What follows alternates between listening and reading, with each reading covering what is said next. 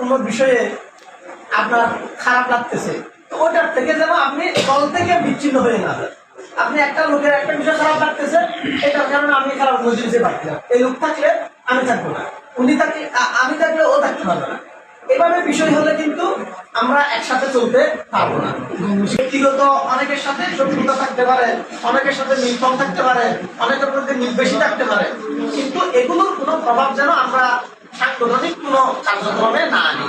এটা আপনারা কি মনে করেন? দিনের কাজ, দিন প্রতিষ্ঠার জন্য আমি আসলাম, দিন প্রতিষ্ঠার জন্য আমি বসলাম, দিন প্রতিষ্ঠার জন্য আমি কথা বললাম, দিন প্রতিষ্ঠার জন্য আমি একত্রিত হলাম, ওই ধরনের মন মানসিকতা আমরা সবসময় রাখবো। একটা বাড়ি যদি আমার থেকে ছুটে যায়, তাহলে এটাকে আমার দিন প্রতিষ্ঠার ক্ষেত্রে সহায়ক হবে না ক্ষতিকারক হবে? ক্ষতির কারণ হবে। এই জন্য আমরা এই সমস্ত বিষয়গুলোকে অবশ্যই গুরুত্ব দিব। আর আরেকটা বিষয় হলো, যখনই এগুলোর জন্য অবশ্যই বিভিন্ন নিয়ম কানুন থাকবে, বিভিন্ন সময় উপস্থিতির বিষয় থাকবে। সবচেয়ে যেটা গুরুত্বপূর্ণ, ধরেন অনেক সময় একটা সাংগঠনিক কোনো কার্যক্রম আসছে, সকলকে উপস্থিত হতে হচ্ছে, তো ওই দিন আমি ছোট কোনো ওজোর থাকলে তো ওজোর আছে এটা বলবোই না, বড় কোনো ওজোর থাকলেও কোনো একটা জানাজা আছে, বা আমি বলি যে আমি ছাত্রদেরকে বলি যে তুমিও মারা গেছো, তার বড় কথা ঠিক না? তো এটাও কথা এরকম, আমি তুমি মারা গেছো, অ্যাম্বুলেন্স করে পাঠাই দাও এখানে। ঠিক এখানে উপস্থিতির ক্ষেত্রে আমাদেরকে ওই নীতিটা ফলো করতে হবে, যে আমি যেভাবেই হোক, যত বড় কাজ হোক, এটা যদি আমি মনে করি যে এটা একটা ইবাদত, আমি যদি মনে করি একটা দিন প্রতিষ্ঠার কাজ, তো আমি দিন প্রতিষ্ঠার জন্য আল্লাহর জন্য আমি একটু সাহাবায়ে কেরামরা জেহাদে বেরিয়ে গেছে, আমি কি একটা এমনি মোটরসাইকেল নিয়ে এখানে আসতে পারবো না? কি বলেন? এখানে দেওয়া হয়, এখানে এই আসার আরেকটা বিষয়, যে এখানে আসার সময় অনেক সময় গাড়ি ভাড়া যাবে, তেল খরচ যাবে, এগুলো আমরা দিনের কাজ করতেছি, এটা অবশ্যই নিজের জ্ঞাতেই থাকবে। যদি সংগঠনের পক্ষ থেকে কোনো খরচপত্র আছে কিনা আমি জানি না, যদি গিয়ে আমরা যেন আল্লাহর হুকুম বিরোধী, রসুলের বিরোধী কোনো কাজ না করি। কথার কথা এমন ভাবে কাজের মধ্যে ব্যস্ত হলাম ও বললাম যে নামাজটা ঘরে করি, এরকম আল্লাহর ওয়াস্তে কেউ করবো না। মানুষ এটার কারণে দূরে সরে, কিন্তু পিছনে আপনার নামে বলা হবে যে এটা বলে এরা বলে দিনের কাজ করতেছে, নামাজই হবে। এটা সবচেয়ে বেশি গুরুত্বপূর্ণ বিষয়, সেটা হলো এখানে তার যেটা দায়িত্ব আছে সে ছাড়া আর কেউ কোনো কাজ করবো না, ঠিক আছে না? আরেকটা হলো তার যেটা দায়িত্ব আছে সে ওই কাজটা ছাড়া অন্য কোনো কাজ করবো না। একই রকম এখানে যেগুলো দায়িত্ব বন্টন হয়েছে এগুলো ঠিক একই কাজ, প্রত্যেকটাই তো ভালো কাজ। ধরেন আপনি প্রচার সম্পাদক, এই জন্য আপনার জন্য প্রচারটা সব, কিন্তু সাংগঠনিক অন্য কাজ করা ভুল, এরকম আছে? আপনি যে সওয়াবের জন্য সভাপতির কাজ করতেছেন, যে সওয়াবের জন্য আপনি সেক্রেটারির কাজ আঞ্জাম দিচ্ছেন, সেই সওয়াবই তো আর কাজের মধ্যে আসে, একই সওয়াবই।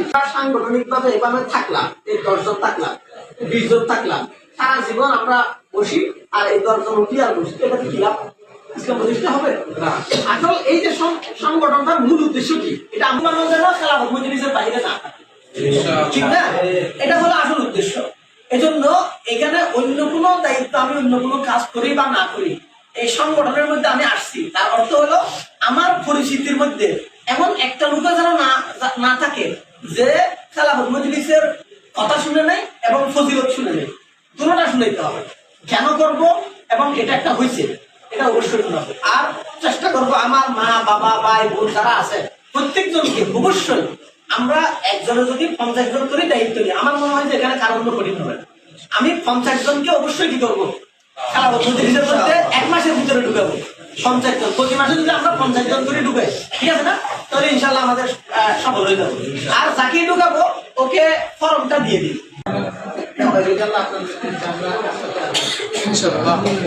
মুফতি হারুন সাহেব,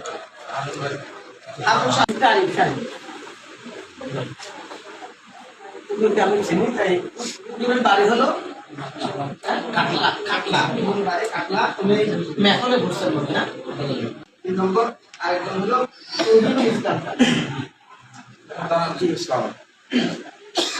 সকলে চিনি, গরম দানা বাড়ি, গরম দানা বাড়ি।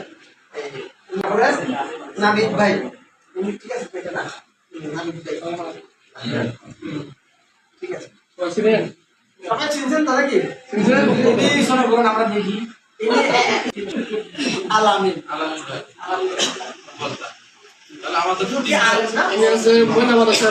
এই সাধারণ সম্পাদক হারুন মাদার। এই আমাদের মডেল মসজিদের ইমাম সাহেব আবার আমাদের যে কাজ দেওয়া হবে রাস্তা ঝাড়ু দিতে পারবো কাজ সবাইকে সব কাজ দিতে হবে, সবাইকে সব কাজ করতে হবে। বাকি কিছু কাজ থাকে ওটা আবার আলাদা আলাদা। আরেক ভাই মানে সংগঠনের জন্য মূল কাজ। আরেক ভাই আমরা এক জায়গায় সবসময় থাকি, এই কাজগুলা আমরা শুরু থেকে পরামর্শ করে আমরা এখানে সহগুলো কাছাকাছি দেওয়ার কারণ হলো একসাথে যেন কাজ করা যায়, একজন আরেকজনকে যেন পাই। সাংগঠনিক সম্পাদক মাওলানা মুস্তাফা সাহেব। সকলে দোয়া করবেন, ইনশাআল্লাহ আমরা সকলে একসাথে মিলে মিশে কাজ করব। সহ সাংগঠনিক সম্পাদক ডাক্তার আরিফ ভাই। আমরা ওখানে লোহাছড়া ওনার বাড়ি না, এখন জ্ঞাতা আছে। বাইতুল মাল সম্পাদক খাবে মোস্তাক সাহেব।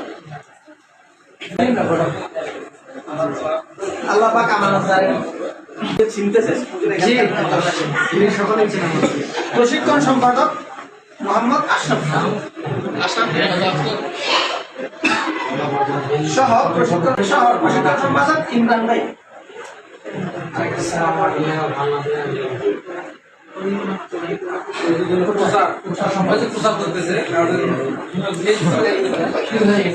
সম্পাদক মোহাম্মদ মঞ্জুর সিদ্দিক। প্রচারক প্রকাশনা সম্পাদক সাব্বির ভাই। ওই